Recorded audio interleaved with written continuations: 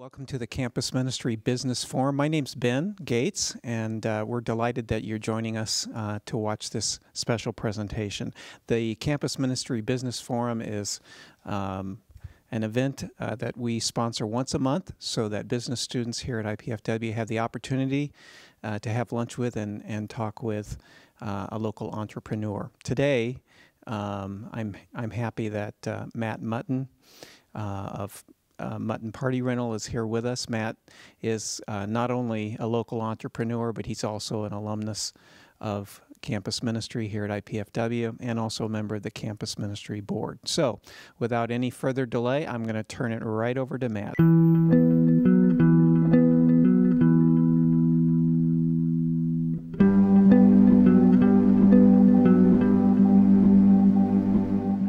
So I'm Matt Mutton. I'm with Mutton Party and Tent Rental out of Fort Wayne. It's a family-owned business. If you guys are from Fort Wayne, you may be familiar with us. We do tents and tables and chairs and linens, china, glassware. We do inflatable games. Sometimes we bring that type of stuff to campus for different activities.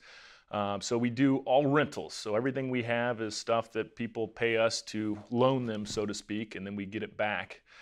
So I'll talk a little bit more about that in a moment, but I guess kind of my background, I grew up here in Fort Wayne. I went to Homestead High School on the southwest side of the town, and then I came to IPFW, I think in the fall of 2004. So I studied business here. I planned on being here for a year, and then my plan was to transfer to IU, Bloomington, and go to the Kelley School of Business. Somewhere during that period, I met my wife the first year, so I ended up staying here for 3 semesters instead of 2 semesters, and then transferred to IU, got accepted to the Kelley School of Business, and studied business entrepreneurship, of all things. So I kind of was, I guess, gravitated that way just because I grew up in an entrepreneurial family. My family, the Mutton family, has a few different businesses throughout Fort Wayne. You may know Mutton Power Equipment and their catchy little jingle that people tend to rattle off. Anybody know the Mutton Power Equipment jingle? Mutton Power Equipment. Yep. So that's not me. I like to say we don't do any yard chores in our business because they're all tools and tractors. We just throw parties. So graduating from IU in 2008, I got married immediately following in June of 2008 to my wife, which was about 9 years ago this June. And we have 3 little children. I'd say they're beautiful, but a lot of times they're a nuisance. But my oldest turns 5 this month, a little girl, and then we have twin boys that are 3.5 years old. So if you want to have twin boys, you're going to learn a lot about parenting very quickly. So, so that's somewhat my personal life. No secrets about it. Business probably occupies about 90% of my time, minus sleeping. But I grew up in our business. So literally, when I was in elementary school, the school bus used to drop me off at our business because that's where my parents were. So that was my after school care. And you might think that's cool. You might think that's child labor. I don't know which one it was, but I can tell you, you can get into a lot of trouble in a warehouse without any adult supervision. So I was driving tractors and fork trucks and all sorts of fun things, probably way before I should have been. But as a result of that, I think I have a few skills that I'm really thankful for.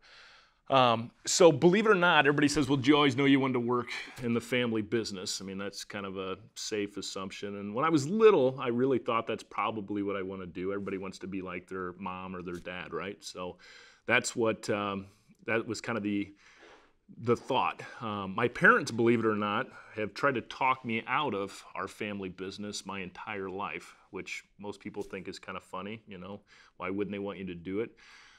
So they actually just gave up on that maybe like 1.5 years or 2 years ago. They quit asking me, are you sure you want to do this? You sure you want to do this? So growing up in the business, school used to drop me off. I started making $1 an hour. Okay, and I don't know what minimum wage was then, but I used to take out the trash and fill the pop machine and whatever types of oddball jobs that my parents would come up for me to do. And I remember just being so excited because sometimes I wouldn't work a whole hour. To me, it seemed like a long time, and I'd get paid like in quarters out of the cash register. So that was the start of my work career at whatever time that was. in college, I went in really thinking that I was going to go into corporate America. I liked this idea of being this big powerhouse CEO someday, and whatever glamorous thing that was going to look like. And it really wasn't until I think my junior year that I decided that I wanted to go back to the family business. Throughout all of college, I came home every summer and I worked full time, 6, 7 days a week in our business because we're so busy in the summer with most of our events being outdoors. And even when I went down to IU, I got a job with one of the local rental companies down there. So I don't know how I thought I was ever going to get away from the rental business because that's just what I kept gravitating back towards.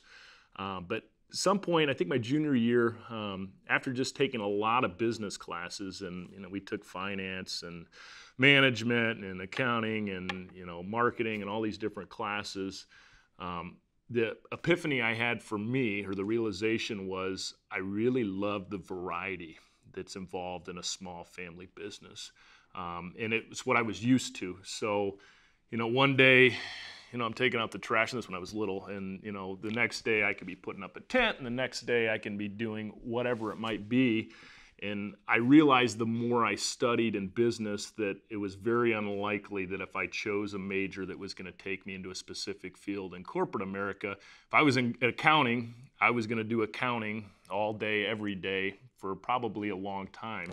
And I like doing accounting. I like that part, but I was so used to having so many different things available to do. So I decided to go into the family business. So once I made that determination, it really kind of changes your mindset about what you're doing. And I think that's probably true for you guys too when you're trying to decide on a major and you're not sure, am I going to be general studies or what part of business am I going to do? It's sometimes hard to get focused and maybe give it all the attention you should because it's just like another class you have to take. But once I decided I was going to go in the family business, everything just had a lot more clarity to me because every class I was brainstorming. If we're talking about new marketing ideas, how can I apply this to our, at the time was a fairly small family business, what can we do with this when I get back? And what was fun was being able to apply some of that. So when I told my dad, hey, I want to go in the family business, he was thrilled because he had no idea what he was going to do with our company. And the number one thing was, well, how much money am I going to make, right? And, how do I make more money? So he said, well, you want to make more money, you go find more business. So quite literally, when I was in college at IU, my junior and senior year, I would take 1 or 2 days a week in the afternoon, and I would make sales calls on potential clients. At that time, we were extremely slow in the month of July. So it makes sense to you guys that we do outdoor events primarily. We do indoor stuff too, but at the time it was primarily outdoors. So you don't rent too many tents in the winter. Can you imagine that? Does everybody know the type of tents I'm talking about, like big event tents and things like that? So we were pretty slow in July. So the idea I had was if we started doing county fairs in Indiana are typically in July, maybe I could generate more sales and maybe my dad would pay me more money. So I started calling county fairs when I was in college, and I think that year we did 1 or 2. Today we do 20 county fairs throughout Indiana and Ohio, including the Indiana State Fair in Indianapolis, which is our 3rd largest contract of the year. We put up about 150 tents down there, and they're there for about a month. So that was my college years. Coming in full-time into business, it's interesting being, I guess, a son of the owners because, well, there's 2 expectations that employees might have about you. Would anybody guess what they would think you might think about a kid of the owner that's going to come work in a business? Anybody have any guesses? Anybody think like, maybe he's just getting the job because he's the kid, right? Or, he's snobby or, a jerk or whatever they might think. So coming in, it was interesting. I think in corporate America, there's a lot of real formal training in how you manage people and, what that's supposed to look like and what you can do and what you can't do. In small business, there's not really any formal training. You pretty much just figure it out. So I knew a couple of things. One, I knew I wanted to make more money. Okay, and I hate to sound like it's all about money, but I knew I wanted to grow the business, and it wasn't all about money for me. It's more so about just being competitive and wanting to succeed and excel. And in business, you measure that with your financial statement. So in theory, sales are going up. That means you're doing something right. And I won't talk about how even though your sales go up doesn't mean you necessarily make more money, even though you probably know that from the finance side. So chasing that very aggressively was a really interesting experience. Through that process, literally over the course of the first 5 years, we turned almost all of our staff in our company. And you could say, well, that's probably not good.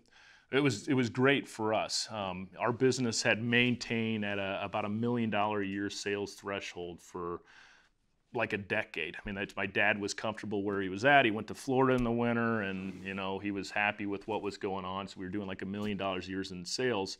So as you can imagine, when you start to grow, you have to have more policies and procedures, and the jobs get bigger, and a lot of times your staff just isn't as excited about it as maybe you are. So as a result, with somebody new in power, a lot of that turned over.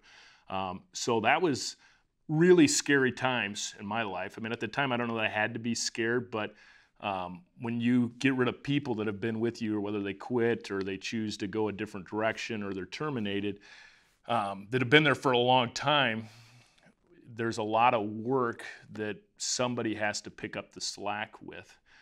So that first, I would say 5 years of business was just a matter of just having your nose to the grind absolutely as much as possible, because I wanted to sell more. The interesting thing about the party and tent rental business is, how long do you think it takes to put up a big tent? Long time. I mean, we have jobs that take us 5 days to put up this big event. So that's a lot of labor. It's not just as simple as, hey, you want to have an event? Okay, well, let me sell you this wedding. It's going to be beautiful. That's half the battle, maybe only 30%. The other half is somebody has to come and produce that. So that learning experience of just continuing to realize that the more sales, the more labor, really pushed us in kind of an amazing direction. And our staff right now, so I don't know, 12 years into it, a lot of them were here through that whole process. And as a result, they're still okay. If we're going to work 90 hours this week, we'll work 90 hours this week. And they understand that that's part of our goal and our mission of where we're trying to go. So I don't know that any of those are real concise thoughts. But as far as our company now, I think when I graduated college, we had like 9 year-round employees, so 9 people, and then we'd hire another 10 people or so in the summer to help out with that. Right now we're at about 20 year-round employees, and we'll take on as many as an additional 30 to 40 people in the summer months. Our service area, we've been as far as Providence, Rhode Island, Tulsa, Oklahoma, Council Bluff, Iowa. Typically throughout the summer months, we'll have crews that are 150 miles out of town, setting up big events. And it's just been a remarkable thing. So I said we came in at about $1 million a year in sales. My goal was in 5 years, I wanted to do $2 million of sales. I wanted to double it in 5 years. So my accounting people would tell me you're supposed to have a plan on how you're going to do that, right? I didn't have any plan. I just figured we'd just sell a lot of stuff and put it up. We got it done in 6 years. So after 6 years, we got to $2 million in sales. Last year, we just hit about $2.6 million in sales. The reason I talk about numbers is because one of the things that drove me nuts about the business school was, have you guys noticed it's all about hundreds of millions of dollars, right? Like every formula you guys do is about hundreds of millions of dollars. I'm sure there's businesses like that in the world, but that's not at all the reality of most small businesses. And I would say we're a very successful company where we're at. I mean, I don't get $1 million paychecks or anything even close to that, but I think it's important to realize that there's a huge different variation in what businesses look like. So do you know what your Panda Express does in sales a year? I'm not sure about this though. I recently moved here, but Yeah. We make per week, per day, about like 7,000, 8,000. Okay. So per week, like about like 54, 60. Okay. Yeah. Okay. So 50. So about $2.5 million in sales. Would you guys have guessed that about a Panda Express? Isn't that crazy? So if you own 500 Panda Expresses, that's how you get to hundreds of millions of dollars, right? We have So almost 1,000 stores. yeah, times 50 million. Think about that. That's $5 billion in sales. That's a little bit of my business side of things. So we do a lot of different types of events. So this is Fort for Fitness. Is anybody familiar with that in Fort Wayne? So that's one of my favorite events because that started, I think, like 8 years ago, and that was like one of the first, I guess, more dynamic projects in Fort Wayne that we kind of got our hands on. So the staff says that's my baby, but that's done at Parkview Field. This is a big boat dealer meeting, so you can see the scale of it. You guys are thinking like little backyard parties. I mean, this thing's floored, carpeted, chandeliers, air conditioning, so you could do some really cool things in that. This is Ball State University alumni dinner they do every year. Again, it's floored, air conditioning, and it's really neat. We did this for IU in Indianapolis last summer, maybe it was the summer before, but they had a big fundraising campaign, which is all clear tops. This is a wedding, Sweetwater Sound. You guys are familiar with there in Fort Wayne. We were lucky enough to have John Hopkins talk at one of these business lunch forums a couple years ago. They're our largest account in Fort Wayne. That event's about 80,000 square foot of tent. It takes us 2 weeks to set up. And then down at the bottom, you just see like a little backyard party. So that's really what I love about my job. I really think some days I have the coolest job in the world is tomorrow, I might be talking to you about your graduation party, and you're literally going to rent 5 tables and 50 chairs from me. And the next day, I might be talking to Ball State about this alumni donor event, and I won't tell you what the price tag on that is, but it's more than a couple tables and chairs. So there's just so many dynamics, and it's been so exciting to build our staff. We have 5 full-time salespeople.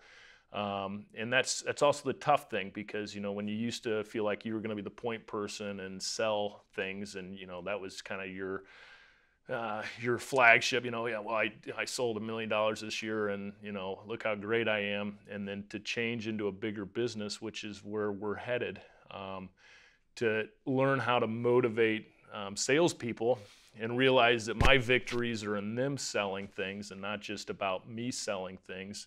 And then I used to always want to, you know, well, we're doing this huge project, you know, Fort for Fitness. That's a big event for us. We set up like 30 tents, and they're scattered all over Fort Wayne and this, that, whatever. And, you know, my pride was, oh, you know, I go down there and I run that job and we get it done fast. But now I don't get to do that anymore. I have to rely on people on our team to go do that. And it's kind of a mindset shift. So from a small business perspective, it's exciting and it's challenging. And the important thing is that you love it more than you hate it. So that's a little bit about me. What kind of questions do you guys have? No pressure. Yes. So what kind of challenge in this industry compared with other industry? What's the specialty? You know, so the biggest challenges that we have are really about staff. And I think that anybody you talk to right now in this market will tell you that labor is really difficult. I think the unemployment in our area is like 4%. Most people will tell you, frankly, that other 4% doesn't want a job, believe it or not, because for whatever purpose it might be, or maybe they're not capable of having a job. So it's been very difficult to attract key people that really want to own a job. In corporate America, everything's very kind of segmented and you have a specific job responsibility. In smaller business, you got to be willing to do whatever because we can't necessarily afford to have one person that just does this and one person that just does this, so on and so forth.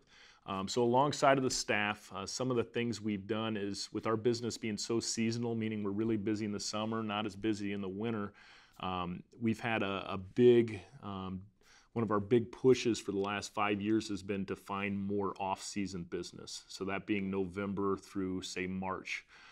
So 4 years ago, we bought a trade show company here in Fort Wayne, and all of their business for the most part was off season. So we now do like the boat show and the golf show and the various expos at the Coliseum. So that's all off season for us. So it allowed us to support more staff throughout the winter months. And then we've also pursued some bigger projects that allow us to do tinning in the winter. So kind of a funny thing, have you guys ever gone to a monster truck show? So Monster Jam is actually one of our bigger off-season clients, and we travel with them, and we put up this huge tent in the parking lot outside of the venue, and that's what they use to do maintenance on their trucks. And that's actually what took us to Rhode Island and Providence, or and Council Bluff and some of these other areas. So being able to support staff and then being able to attract staff has been very fun. Not fun, but it's fun when you get the right people. So, yeah, good question. Yeah, so when you speech, so you mentioned the summer is a busy season. Why you said slow in July? At that time in our business, we just were. I think a lot of people, and we still are slower in July than we are, but so a lot of times, so everybody gets out of school at the beginning of June, and a lot of times at the beginning of July, people will go on vacation with, over 4th of July because it's already part of a holiday. And as a result, since at that time in our business, we were predominantly like residential stuff, we were doing backyard parties and weddings and things like that, there just weren't very many of those types of events in July. So getting into the fair business now, and then we do fireworks tents, which is around the 4th of July. We travel Indiana and Michigan putting up fireworks tents. So now we're pretty busy through July, but back then, because people didn't throw parties because they were on vacation or whatever else, we just were slower. So, yeah. What is your business region location? I heard that Fort Wayne, Indianapolis, Michigan. Yeah. So we're only one location, and I don't think we'll ever have another location. I used to think I might want to have another location. So we service about 50% of our business is within about 45 miles of Fort Wayne. So that'd be like Angola and the lakes up there, and Marion, and some of those towns that are a little bit closer. But we travel about 150 miles pretty regularly, and then we do some stuff outside of that. But one of the things with our business is, well, we have to haul it all there, so it gets expensive to drive places. And then there's other cities, as you can imagine, and bigger cities are going to have bigger tent companies just like we are, or party companies. So it gets to a point where there's an opportunity cost where they could find somebody a little bit closer to home. So about 150 miles is our normal service area. Good questions. Can you tell us a few competitors in this industry? So in Fort Wayne, there are a couple other companies. One of them is a Party Apart downtown Fort Wayne. And then there's a smaller little shop, All Occasion, which is just over here off Speedway Drive. We all are kind of unique, though. So, I mean, although we overlap and compete, we all have our own things that we specialize in. Yeah, we bump heads a little bit, but I think we're all running sustainable businesses. Yeah, so. Mm-hmm. Good questions. Anybody got anything else? I want to ask, you said you develop a lot of kinds of rentals, like to hold different activities, and which is, I think, how do you decide to grow a new kind of rentals? Yeah. I think, which is, I think, in my thinking, it has risk.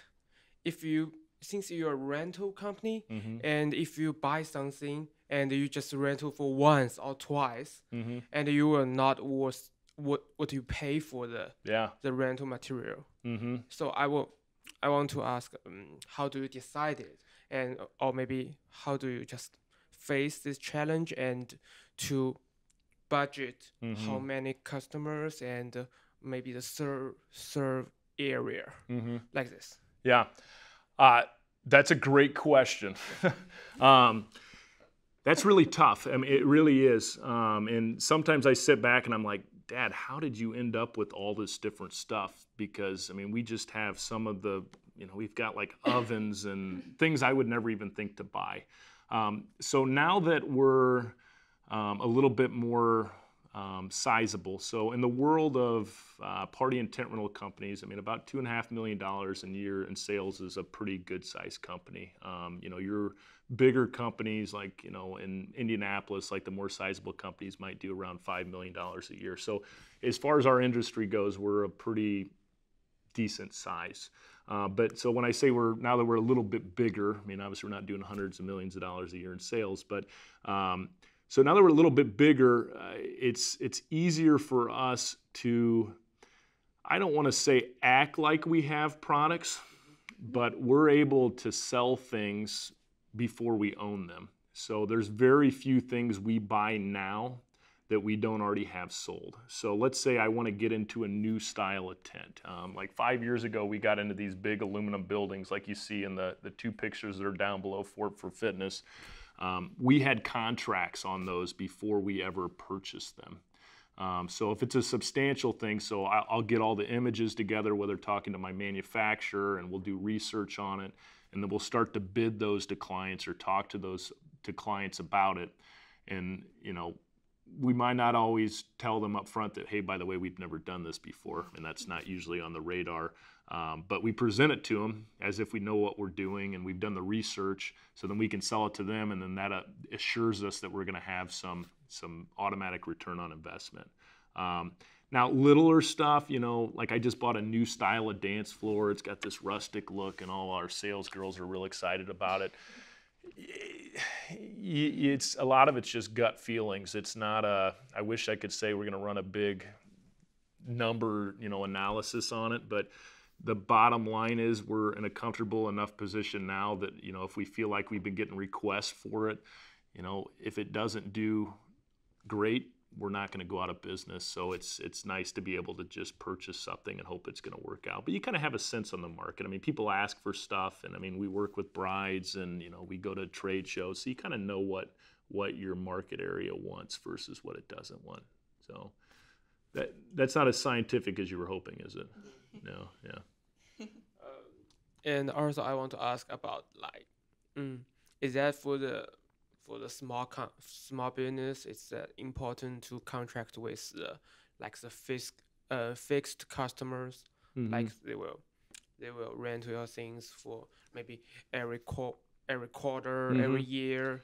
Is that very important for your families, or Mm-hmm. like to do the very small trade is also very important. Yeah. Like to do rent once and twice, like these things.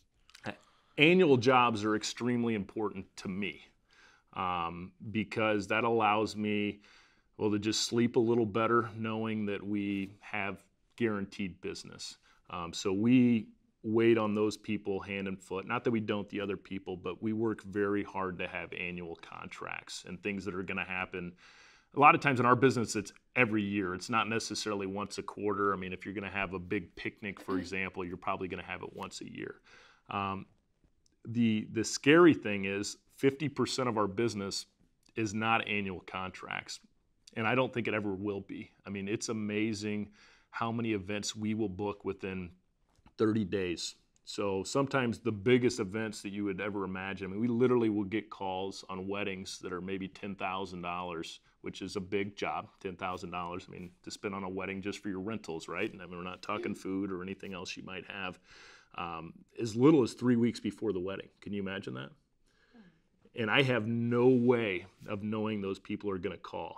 And so, but because of that, I mean, that drives your sales up. And if we didn't have that, we'd be in trouble. But it's important. So from our standpoint, it's important to have enough staff to be able to accommodate those. So if we're already all booked up, I mean, we would be limited on what we can produce. So it's really both. It's 50-50. 50% of our jobs happen every year. 50% of them I have no idea they're going to exist sometimes until a couple days before. Like the Fort Wayne Air Show last year. Are you guys familiar with that? Do you remember hearing the advertising?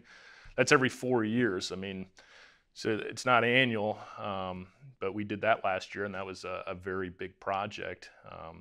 This year, that doesn't exist. So we have to fill that void or see what we're going to come up with. So. Okay, that's my question. Yeah, thank you. What is the upkeep and like the lifespan of your tents, and where do you keep them? So we just moved into a new facility like a year and a half ago. It's about 3 times bigger than our last facility. So the bigger you get, the more stuff you have to own and the more space you need, kind of a vicious cycle. So we have a huge facility, like 40,000 square foot of floor space with pallet racking to the ceiling everywhere. Taking care of the inventory is huge. I mean, it's really, really important.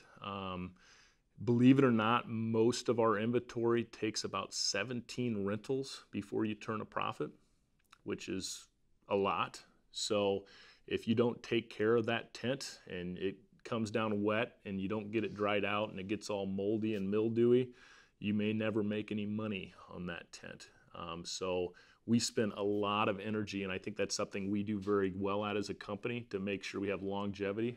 So we literally have tents that I think were some of the first my dad bought back 30 years ago that we still rent.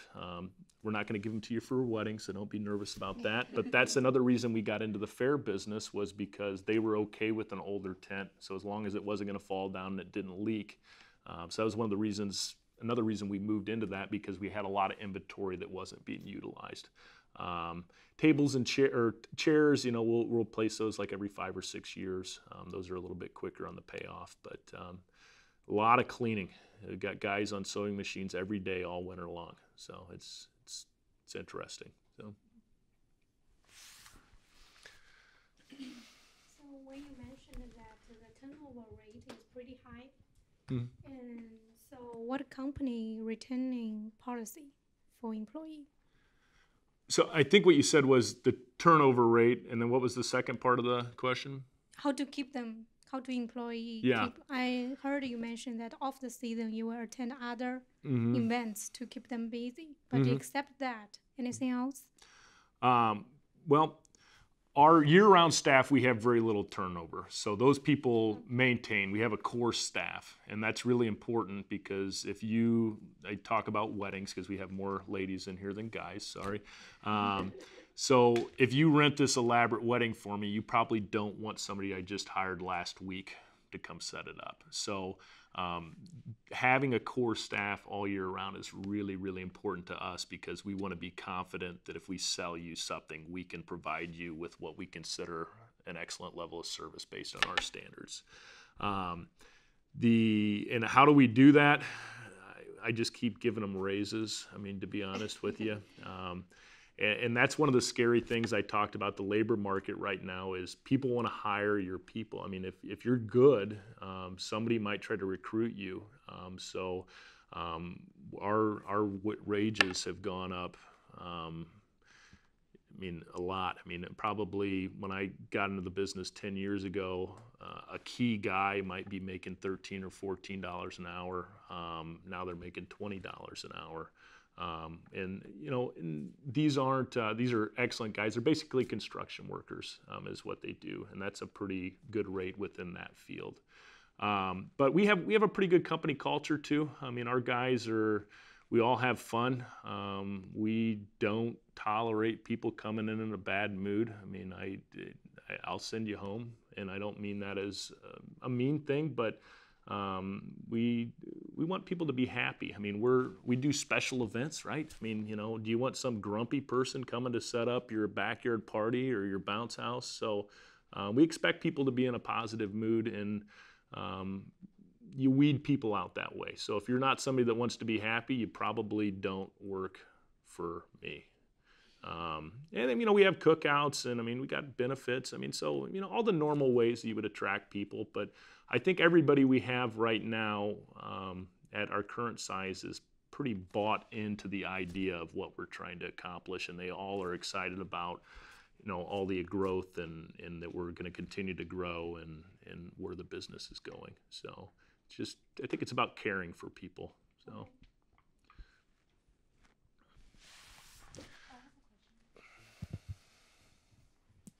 Okay, so I will move to the financial part. Yeah, That's cool. what I'm interested I love in. numbers. Yeah.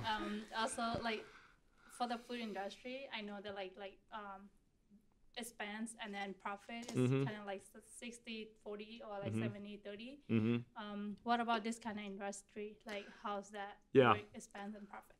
So as far as percentages, last year we had our best year. We had a 15% margin after all expenses. The tough thing about our business is this labor component. So the food industry, you know how much the food's going to cost. You know you need to have 6-7 people in the restaurant all day, and that's really easy to budget. For us, we go to set up an event, and we can say that's going to take us a day and a half. Then it rains for that day and a half, and the next thing you know, we're there for 2.5 days. Way we're structured right now, we don't bill that back out to the client or anything. That's just an assumed risk we have in what we do. So our labor cost is anywhere from about 35 to 40% a year in. A lot of that is eaten up by the off season because we're still supporting people even though we're not generating revenue, so to speak. So, but most companies are about 10 to 15% in our industry. It's not a high margin. You know, it's not like selling gadgets and you make them for 50 cents and you sell them for $1. We don't have that system. Does that answer your question? Yes. Yeah. Because I was thinking like even like more, like maybe 50-50 or something. I was wish, thinking that I way. wish, I wish. And that's a conversation we have with clients a lot, and that's something our salespeople are trained on because things we rent are very expensive. I mean, if you're spending $15,000-$20,000 on a wedding rental, I mean, you're assuming I'm making just a ton of money, and I wish I was. But we pay the labor point, so you take 35-40% out of it. So all of a sudden, that $20,000 wedding, we're down to maybe $15,000 or $14,000 left, and then we got a building, and we got insurance, and we've got 15 trucks and advertising, and then we still have to pay for the equipment. And like I said, that's why that 17 rental thing comes in, because it really does take that long to pay for it. So the labor costs a lot. Labor is very, very expensive. Okay, Yeah. Is that because you don't have enough people, so you have to pay for like overtime? Mm-hmm. I mean, that is a variable that comes into play. I mean, if we oversell, we know we're going to make less on that jobs. That's just the industry standard. I mean, when we go to conferences and we get all the data from the rental industry, we benchmark, or we're right in the numbers with everybody else across the United States. So it's just the fact of the matter of where we're at. So, yeah. Thank you. I wish I made more money. Great questions. Anybody got anything else? Have I bored you to tears yet? Yes, ma'am. Yeah, so since your business is already growing, you mentioned it's developed pretty well. So what do you foresee in the next few years will be major concern in this business? So my objective would be to hit $3 million in sales in 2020.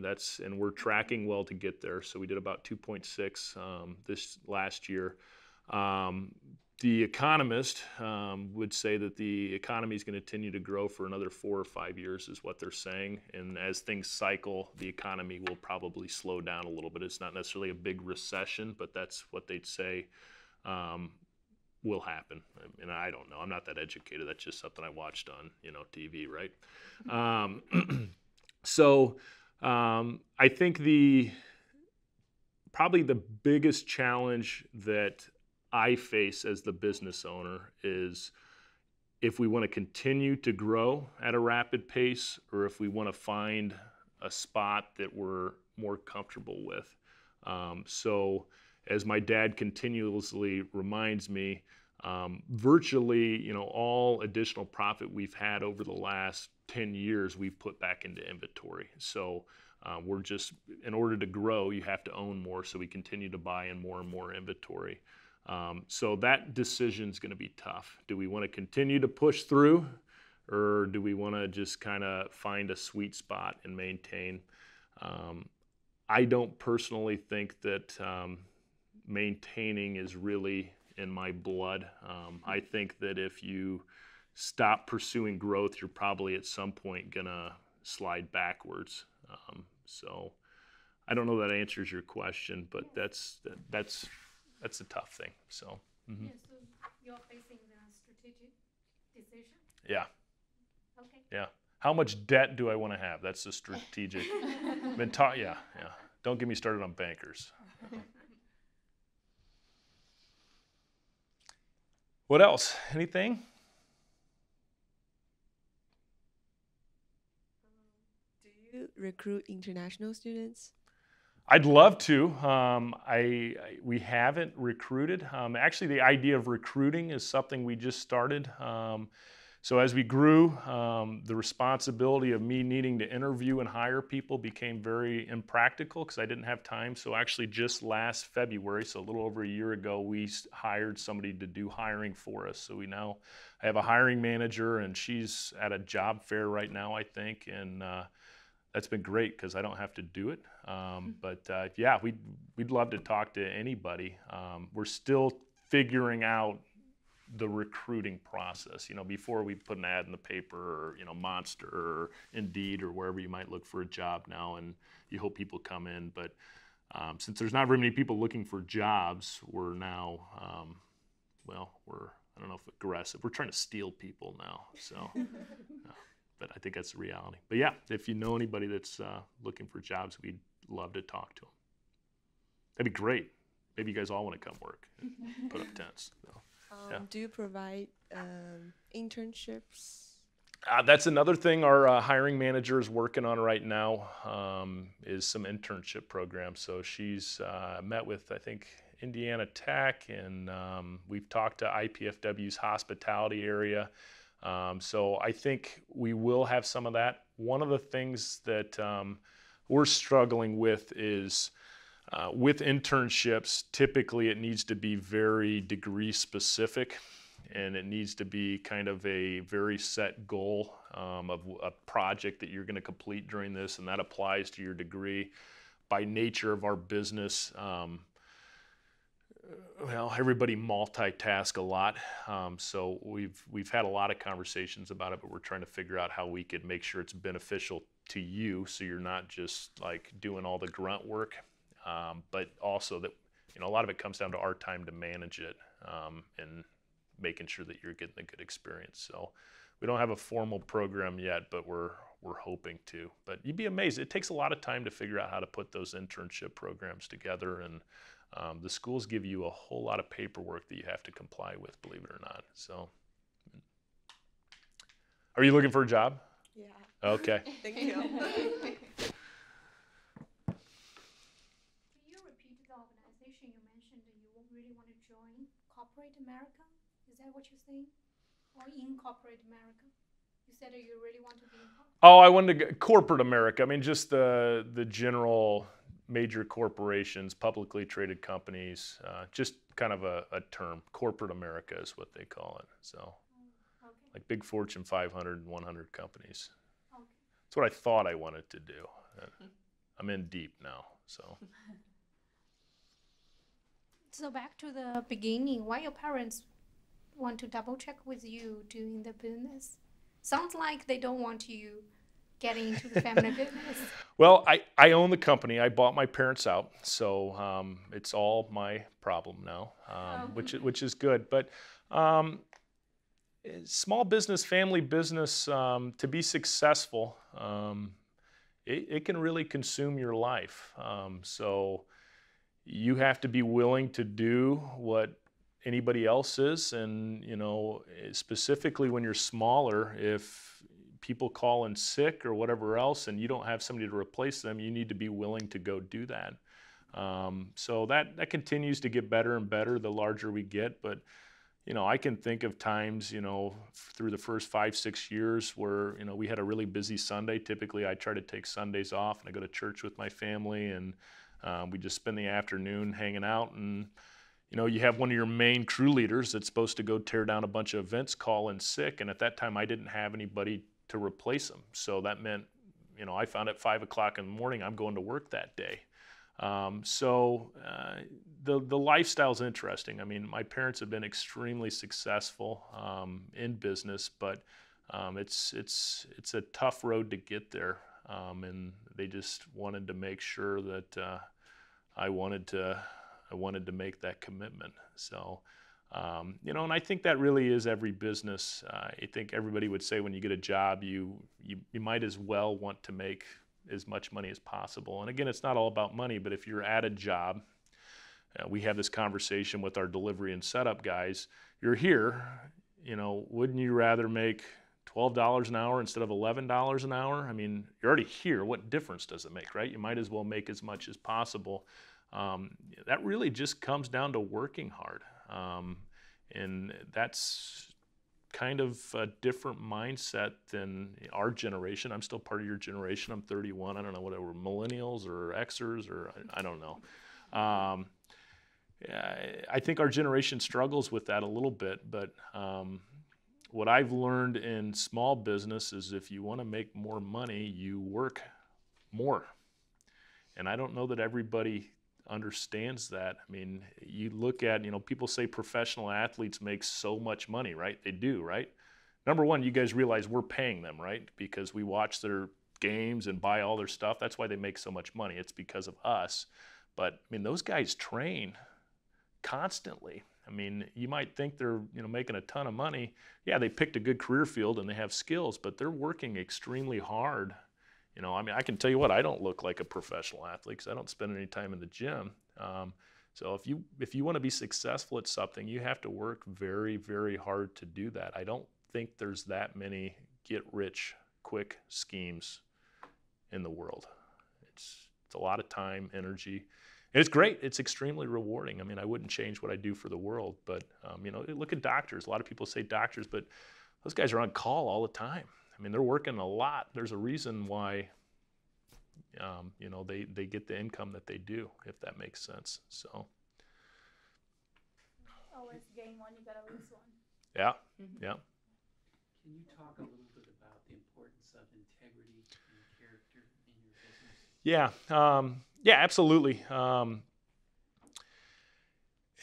In our business, anybody we hire, we talk about one thing a lot, which is clear expectations. And clear expectations in our business means really from start to finish. So when we sell you an event, we're going to be as honest as possible about what we can or can't do, because sometimes clients ask you to do things that you can't do.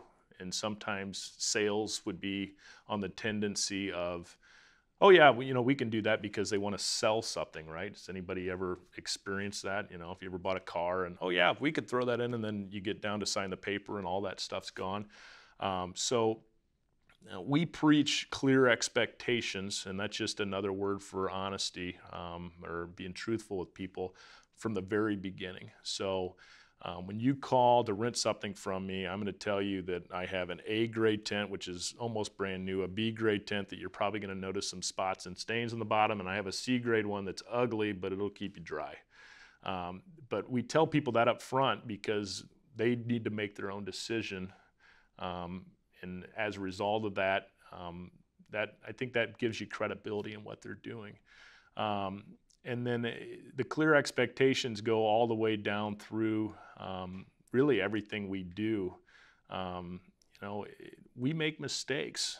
So sometimes we're running late, and sometimes we forget stuff on trucks and things like that. And you just got to lay it out for the customer and say, you know, hey, here's the error. Here's the issue. Here's what we're going to do about it. We're really sorry, but we're going to do everything in our power to get it done. The worst thing you can do, I discovered a long time too, is not communicate honestly with the customer. If you're behind or you screw something up, if you don't tell them about it and they find about it afterwards, oh my goodness. Have you ever made a mother of a bride mad before? I mean, it can get really ugly really quickly. So I can say that it's important to me to do that because I don't like to be yelled at by customers in particular.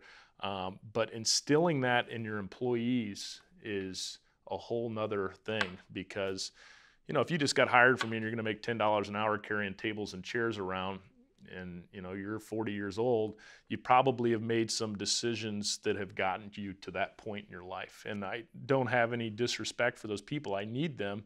But trying to get those people to understand that it's not okay to see what we can get away with is that can be challenging. So we hold an extremely hard line on integrity. I mean, if you're lying about something, you're probably going to be terminated almost immediately in our company. And I don't know that that's the polished, good moral version of what Ben's looking for. I mean, I believe you should be honest anyways, but in business, I think it's necessary for success. If you're not doing business ethically and you're not doing business honestly, it will bite you in the tail. So I don't care if you believe you should be honest or not. I mean, you might not think it's important to be honest. I personally do. It will bite you in the tail, and you won't be able to get where you need to be. And that's been a lot of our growth in the city. We're doing really well, dominating a lot of our competitors, I think, because of those clear expectations we set with customers. If we say we're going to do it, they trust we're going to do it. And then sometimes just having the conversation with the customer saying, that's not going to work. I mean, they want to know now. You tell them 4 months before their event, okay, it's no big deal. You tell them 2 days before, oh, by the way, I discovered that this isn't going to work. You can get a little upset. So that's key. And I think it's tough too. I mean, we're also honest with our staff about what they're doing and not doing and things we like and don't like, and that's a fine line as well. But I don't really believe in being comfortable. I don't believe you can get any better if you're comfortable. So we push our people very hard to have goals, and I will get verbally annoyed with somebody if we have a meeting and we're supposed to be talking about what their goals are, and if they don't have any, I'm going, well, you probably shouldn't work here. And that's kind of interesting to a lot of people, but I want to be the best, and I think everybody can be, but there's got to be some values involved in doing that. I don't know if that answers your question. So yeah, we've got a core list of, I mean, I got all that stuff. I mean, we got all the stuff companies are supposed to have, but it really is important to us. So stuff goes wrong. You get that? Sometimes we screw stuff up. Try not to. Yeah. Les personnages dans mes tableaux, à me voir vivre en décroché, mes idées folles devenaient lourdes.